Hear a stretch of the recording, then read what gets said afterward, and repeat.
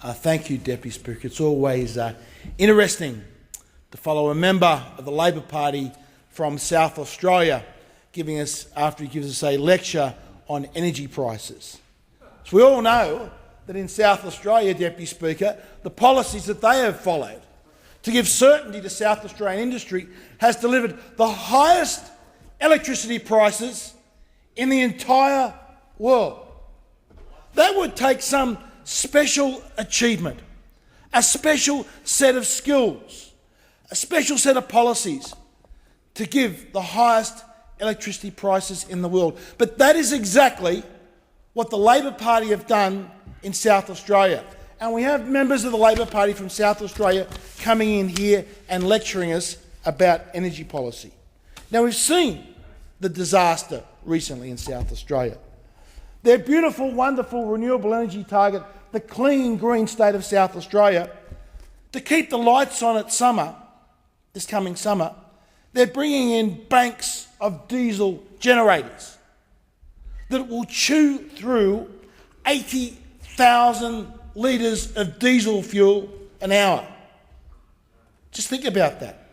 80,000 litres an hour. That's the equivalent of 4 large petrol tankers every single hour just to keep the lights on. And then we saw yesterday the announcement of a solar thermal plant, electricity generation plant.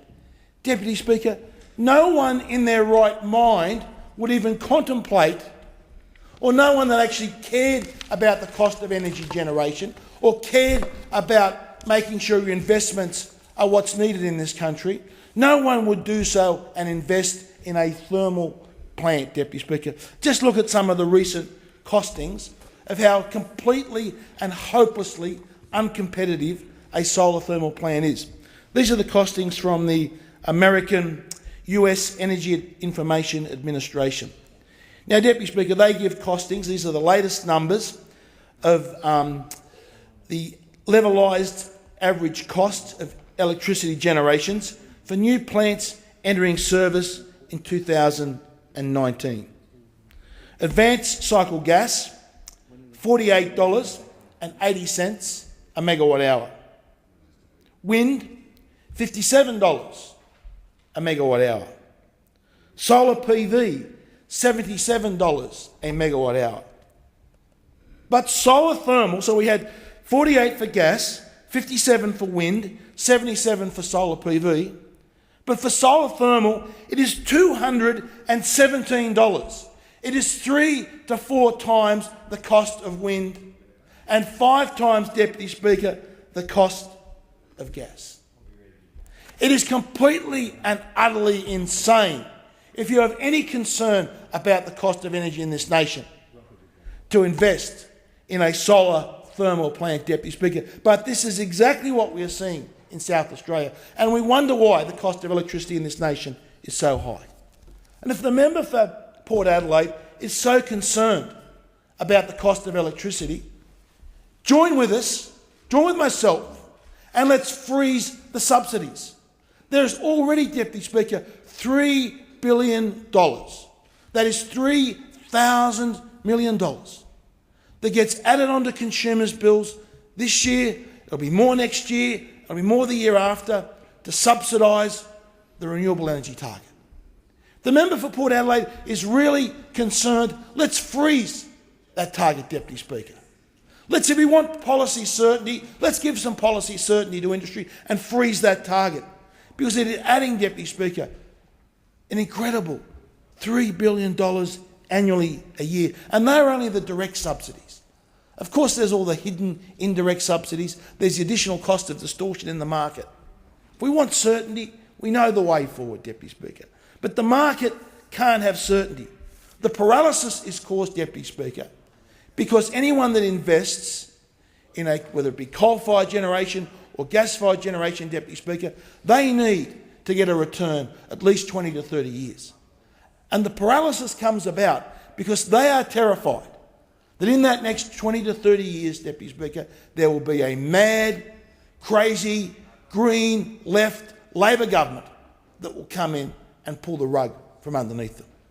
That is why the investment is not occurring in this country. That is why we are punishing consumers with such high electricity prices. Now, Deputy Speaker, the member for Port Adelaide also complained about, in his speech, Australian emissions for electricity being much higher than America. Well, there's a simple reason for that. The Americans have a thing called nuclear power. So if you want to try and match America in emissions in your electricity sector, maybe we should go down the track and copy them with having the same percentage of nuclear power plants that the states have. Or maybe we should encourage more drilling for gas, like the Americans have done, because that's the other reason why they have less CO2 emissions per unit of electricity generated, because of their nuclear power and their gas. And yet, Deputy Speaker, we see Labor government, state Labor government after state Labor government wanting to ban any further exploration and drilling for gas. Deputy Speaker, I understand there is some urgency in getting this bill across to the Senate. I will leave my comments there. These bills actually establish compulsory collection data for the production, refining, trade and stockholding of certain petroleum products, something that we actually do need, Deputy Speaker, to try and make sure that we can be closer to our obligations under the International Energy Agency's commitments for energy fuel. But there's one little point I'd like to leave on, Deputy Speaker. The Labor Party want to have a Paris target of 40%. And that just doesn't, that accounts all sections across the economy. 15% of our nation's CO2 emissions come from liquid fuels for transport and for aviation. I would like any member of the Labor Party to explain to the Australian public how they are going to get a 40% reduction in the use of our nation's liquid fuels by 2040. How are you going to get that? How are you going to get that in the aviation sector? How are you going to get it in transport? How are you going to get it in cars? What are you going to do to the price of petrol? Come and explain to us. Put your cards on the table and explain to the Australian people how you're going to get a 40% reduction in our liquid fuel usage by 2030. They won't, Deputy Speaker, because they know the havoc and the chaos and the disruption that that would cause to Australian families, industries and business, Deputy Speaker.